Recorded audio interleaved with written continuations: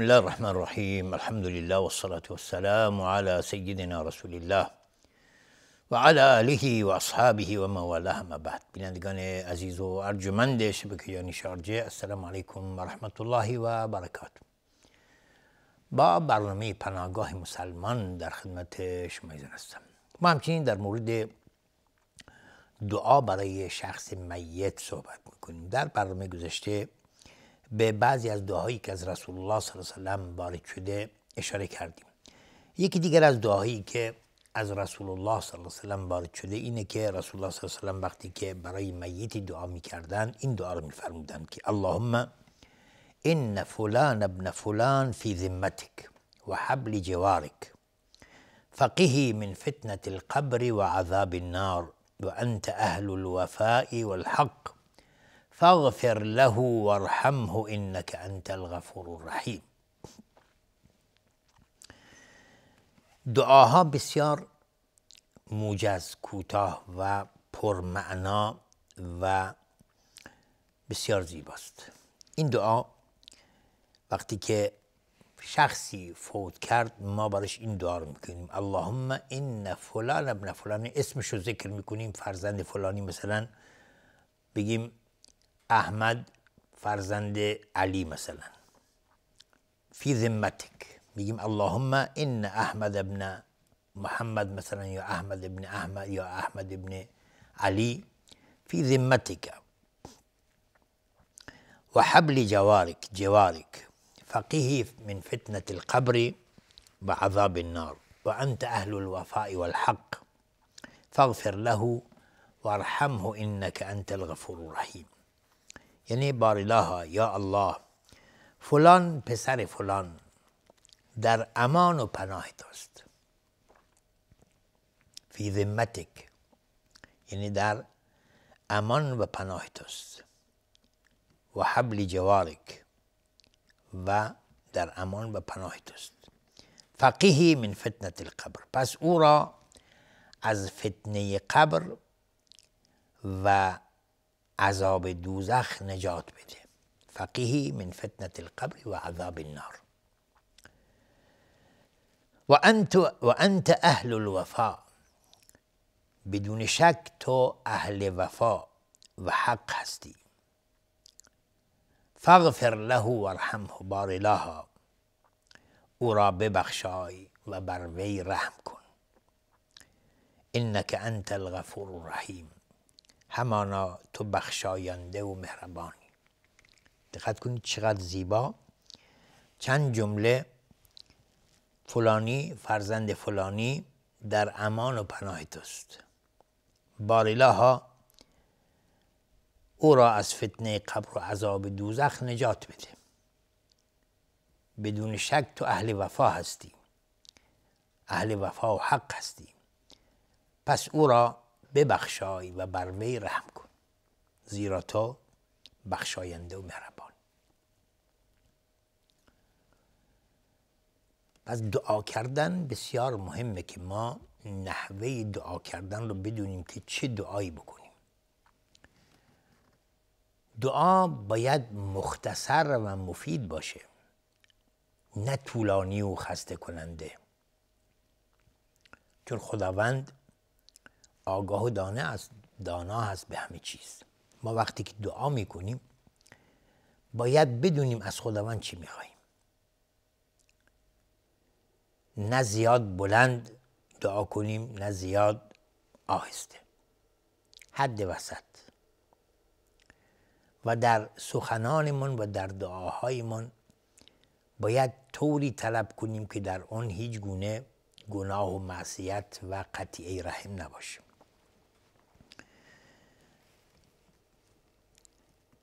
پس کسانی که عزیزی از دست میدن، فرزندی از دست میدن، پدر یا مادری از دست میدن، به جای اینکه بشینن و گریه کنن، آهوزاری کنن و به سر و صورت خودشون بزنن، برای میتشان دعای خیر بکنند، برای اونها دعای رحمت و مغفرت بکنند.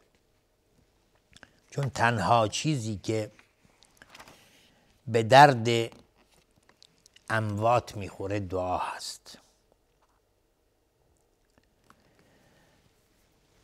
کسی که از این دنیا میره چشم انتظار دعای بازماندگانش هست و انتظار داره که بازماندگانش برای او دعا کنند و بهترین هدیه برای اموات دعا کردن است. پس ما دعا را دست کم نگیریم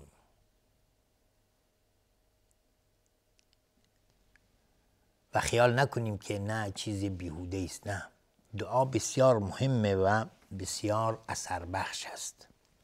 پس هرگز اموات خود رو از دعاهای خود فراموش نکنید و به همین خاطره که رسول الله صلی الله علیه وسلم یکی از اموری که برای میت مفید هست اینه که میگه رسول الله صلی الله علیه وسلم میگه او ولد صالح یدعو له، جزو صدقات جاریه حساب میشه برای افراد. کسی که بمیرد و بعد از خودش فرزند خوبی به جای بذاره که براش دعا کنه. او ولد صالح یدعو له، براش دعا بکنه. پس شمایی که عزیزی از دست میدید اون عزیز خود رو فراموش نکنید. نه که 1 سال 2 سال که گذشت دیگه همه چی فراموش بکنید. نه، مرتب براش دعا کنید. همیشه براش دعا کنید. این دعاها بهترین هدیه است که به اموات میرسه و بسیار خوشحال میشند اون اموات. یکی از دعاهای دیگری که رسول الله صلی الله علیه وسلم برای میت دعا میکردن این دعاست. فرمودند اللهم عبدك و ابن امتك احتاج الى رحمتك و انت غنی عن عذابه ان كان محسنا فزد في حسناته و ان كان مسیئا فتجاوز عنه. دقت کنید چقدر زیباست این دعاها. خیلی مختصر، بسیار مفید و بسیار پرمعنا. یعنی ای الله، این شخص بنده تو و فرزند کنیز توست که به رحمت تو نیازمنده. احتاج الی رحمتک، محتاج رحمت توست، نیازمند رحمت توست. و انت غنی عن عذابه، و تو از عذاب دادن او بی نیازی.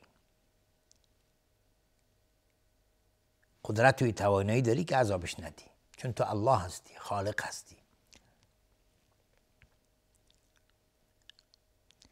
این کان محسنا فزد فی حسناته، اگر نیکوکار است این شخص بر نیکیهایش بیفزای. و این کان مسیئا فتجاوز عن سیئاته یا فتجاوز عنه، و اگر بدکار است، خلافکار است، گناهکار است، از او گذشت بفرما.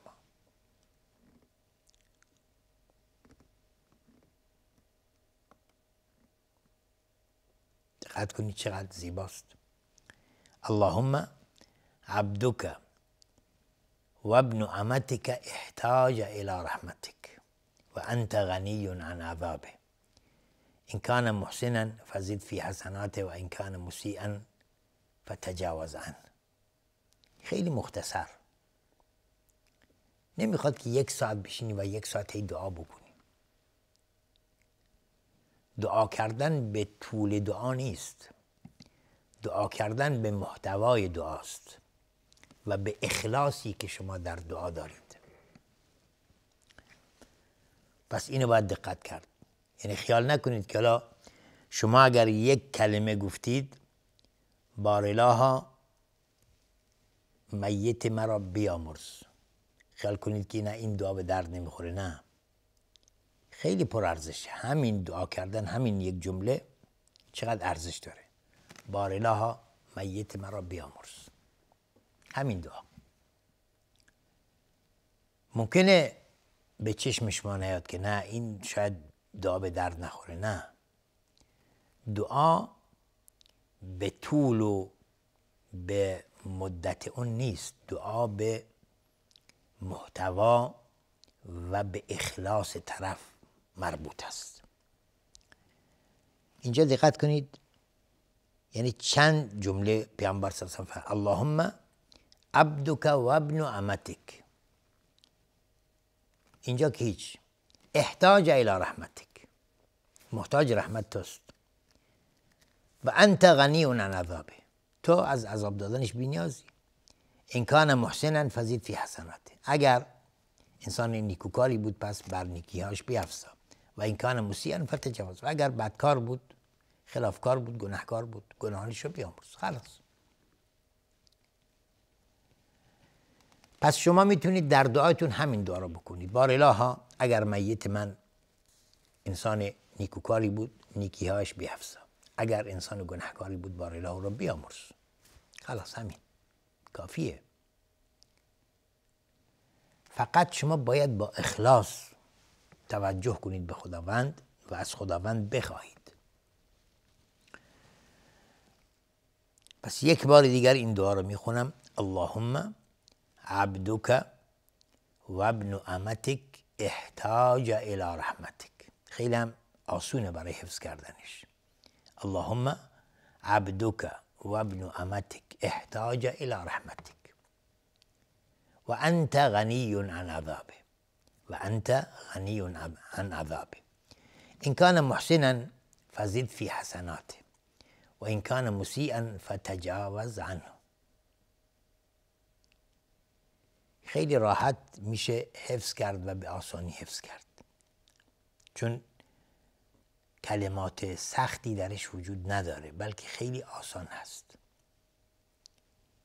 فقط باید دقت کرد. پس دعا گفتیم، باید کیفیتش ما بدونیم، نحوه دعا کردن بدونیم، با اخلاص دعا بکنیم و در دعا کردنمون و در دعاهایمون سعی کنیم که از الفاظی که در اون الفاظی که گناه باشه یا الفاظی که در اون قطیعه رحم باشه اینا استفاده نکنیم.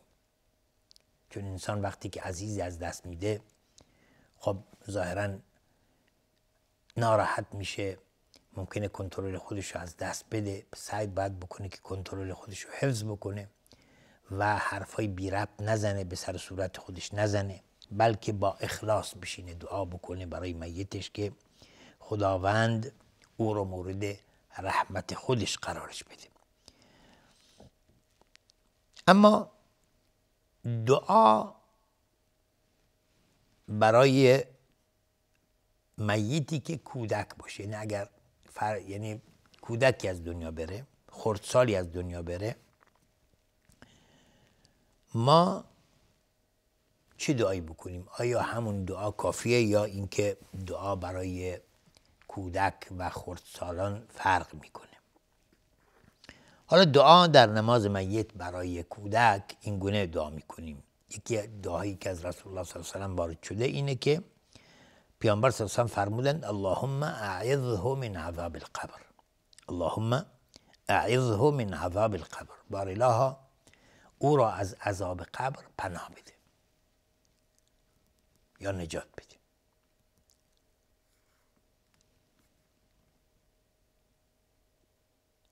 و دعای دیگری باز اومده که از رسول الله وارد شده که یک کمی طولانی هست.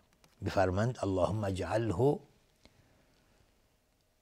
فرطا و ذخرا لوالديه و شفیعا مجابا اللهم ثقل به موازینهما و اعظم به اجورهما والحقه بصالح المؤمنين واجعله في كفالة إبراهيم وقه برحمتك عذاب الجحيم وأبدله دارا خيرا من داره وأهلا خيرا من أهله اللهم اغفر لأسلافنا وأفراطنا ومن سبقنا بالإيمان.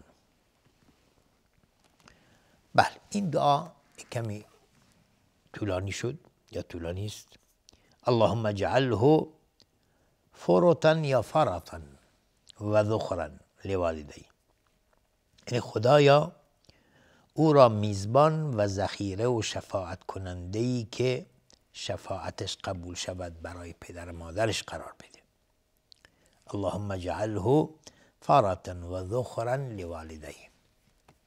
چون چنان که همه ما میدانیم و در احادیث وارد شده، فرزندانی که در خردسالی از دنیا میرند اینها در فردای قیامت شفاعت خواهی میکنن برای پدر و مادر. در دعایی که هستن باز این دعا را میخونیم که اللهم اجعله فرطا و ذخرا لوالدی، بارالها او را میزبان و ذخیره و شفاعت کننده‌ای که شفاعتش قبول شود برای پدر و مادرش قرار بده. و در روایت ما داریم که این فرزندان خردسال در فردای قیامت میان و پیشواز پدر و مادر و از خداوند طلب مغفرت میکنن و طلب آمرزش میکنن برای پدر و مادرشون و خداوند شفاعت اونها رو قبول میکنه. و شفیعا مجابا، یعنی شفاعتش قبول شود برای پدر و مادرش. اللهم ثقل به موازینهما و اعظم به اجورهما، بارالها به وسیله او ترازوی حسنات پدر و مادر سنگین بگردان پدر و مادرش. یعنی وقتی که پدر و مادری فرزندی رو از دست میدن و اینها صبر میکنند، بردباری از خود نشون میدن، تحمل میکنند فراق فرزندشون رو و براش دعا میکنند، اینها میگه اللهم ثقل به موازینهما و اعظم به اجورهم، بارالها به وسیله این فرزندانی که از دست داده‌اند میزان اونها رو، ترازوی حسنات پدر و مادرش رو سنگین بگردان و اعظم به اجورهما و بر پاداش اونها بیفزای و الحقه بصالح المؤمنین و او را به مؤمنان نیکوکار ملحق بگردان. و اجعله فی کفالت ابراهیم و در کفالت ابراهیم قرار بده، حضرت ابراهیم نبی الله ابراهیم. و قیه برحمتک عذاب الجحیم و به رحمت خود از عذاب دوزخ حفظ کن. و ابدله دارا خیرا من داره و خانه بهتر از خانه اش و اهلا خیرا من اهله و خانواده بهتر از خانوادهش به او عطا بفرما. اللهم اغفر لاسلافنا، خدایا گذشتگان و کسانی که را پیش از ما رفته‌اند و اونهایی که در ایمان بر ما سبقت جسته‌اند رو بیامرز.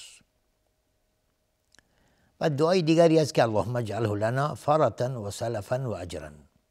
این دعا اللهم اجعله لنا فرطا و سلفا و اجرا، خدایا او را برای ما میزبان و ذخیره و ثوابی قرار ده. انشاءالله که خداوند به همه ما توفیق بده که در راستای دین باشیم و انبات همه ما رو بیامرزد. تا دیدار دیگر و برنامه دیگر همه شما ایزان رو به خداوند بزرگ میسپارم و آخر دعوانا ان الحمدلله رب العالمین و السلام علیکم و رحمت الله و برکاته.